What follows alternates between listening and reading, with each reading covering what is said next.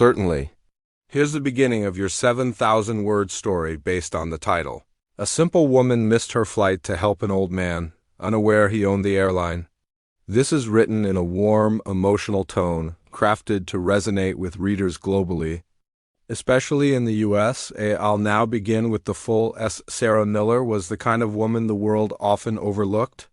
She didn't wear designer clothes or post perfect selfies on social media. She didn't boast degrees from elite universities or have a job that turned heads at cocktail parties. She was a small-town kindergarten teacher from Indiana, honest, gentle, and profoundly kind. She didn't believe in grand gestures or big moments. She believed in showing up every day for the people who needed her. Whether it was her aging neighbor who couldn't carry her groceries or the child in her class who needed extra attention, Sarah gave herself quietly, fully, and without asking for anything in return. On a crisp autumn morning, Sarah stood in the security line at JFK International Airport. Her flight to Denver was scheduled to leave in just over an hour. She was heading there for her sister's baby shower. Her first niece was on the way, and Sarah had handmade a quilt that she was proud of, folded neatly in her carry-on. As she waited in line, checking the time nervously, she heard a soft commotion behind her. An elderly man, hunched over and trembling slightly, had dropped his passport and spilled his bag. Papers fluttered across the floor like startled birds, and people behind him grumbled impatiently. Most passengers either ignored him or stepped around him. Sarah didn't. Without hesitation, she stepped out of the line, bent down, and began picking up the man's documents. He looked confused, disoriented, and frightened. Are you okay, sir? She asked gently, handing him his passport. He squinted at her, his eyes watery but kind. I don't know where I'm supposed to go, he murmured. Where are you headed? She asked. San Francisco. My granddaughter's wedding. The man's voice cracked as he spoke. Sarah smiled. That's wonderful. Let me help you find your gate. She glanced back at the long security line she had just left. If she didn't hurry, she'd miss her own flight. But the man looked so lost, and something in his eyes reminded her of her father before he passed. Gentle, proud, slowly unraveling with age. It's okay, she told herself. Flights can be rescheduled, people can't. She gently took the man's arm and walked with him to the nearest help desk, explaining the situation. She stayed by his side as they sorted out his ticket and then personally helped him through security, chatting with him to keep him calm. She even bought him a bottle of water and waited until he was seated comfortably at his gate. By the time she returned to her own terminal, her flight had already departed. She sat down on a bench near the departures board and exhaled slowly. There would be another flight, probably later that day. She didn't regret her decision, but the disappointment of missing her sister's event still stung. As she looked for a customer service desk to ask about rescheduling, a man in a navy blue suit approached her. His presence was unassuming, yet polished. He smiled warmly. Miss Miller?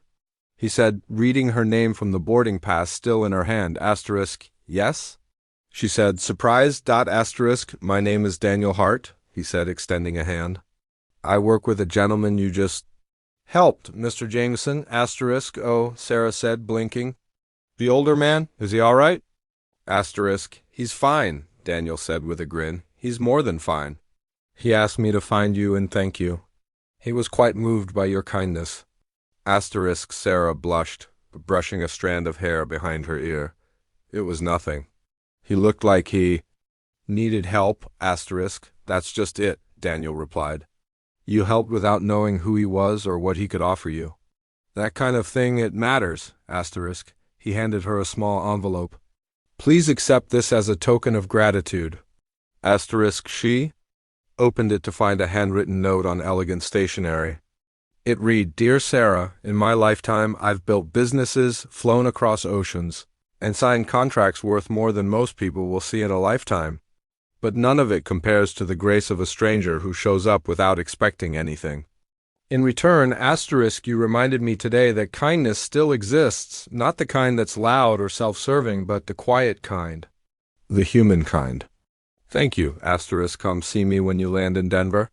A car will be waiting. Edwin Jameson, founder and CEO, Skyward Airline. Sarah stared at the signature. Her mouth opened slightly, but no words came out. Asterisk. I didn't know. Asterisk, Daniel smiled. You weren't supposed to. That's what made it real. Asterisk, as promised, the airline rebooked her on the next available flight, first class, of course, and provided her with a meal and lounge access. When she arrived in Denver, a black car was waiting. Asterisk, she was driven through winding roads, past city buildings, and into a quiet, luxurious estate surrounded by golden aspens. The door opened, and Mr. Jameson himself stood there, cane in hand. Smiling. You made it, he said, his voice steadier now. She walked up to him, unsure what to say. I wasn't expecting this, asterisk, he chuckled. Neither was I. I've met heads of state and titans of industry, and yet your kindness moved me more than any of them. Asterisk, they spoke for hours over tea in his sunroom. He asked about her life, her students, her dreams. She spoke modestly, unaware that each detail only deepened his admiration. Asterisk, I've spent years building this airline, he said, gazing out the window. But I've been thinking about the legacy I leave behind. Not just the money, but the message. And I think I've found the person I want to carry that message forward. Asterisk, she furrowed her brow. Me? Asterisk? Yes, he said. I want to create a foundation under Skyward Airlines, something that promotes acts of kindness.